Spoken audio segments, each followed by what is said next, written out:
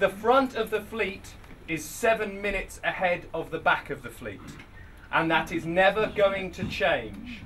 If you find yourself 8 minutes behind the front of the fleet, it is because you are being towed, okay? And you're being towed in front of 3.5 million people, sorry, 3.5 billion, demonstrating that you are not able to manage to row your boat a little above walking pace, okay?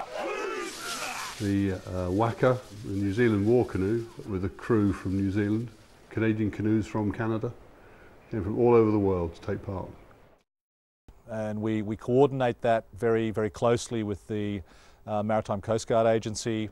We also tend to have the assistance of the Royal Navy, which tends to help when you have a Royal Navy frigate situated between you and the supertankers. The challenge on the Thames is ultimately for this many boats, it's quite a narrow stretch of waterway. And you've got a lot of bridges, you have an awful lot of boats, and if anyone had a problem, the real challenge was ensuring that they could be either pulled out of the procession or the problem could be fixed quickly enough that it didn't affect a whole lot of other boats. Taking part wasn't going to be a cruise down the river for some.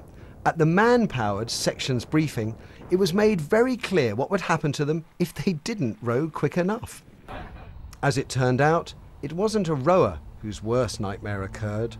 I got my position, started moving off, and the engine stopped. I had to go on the VHF immediately, saying my engine had backed up. The PLA came alongside and pulled me out.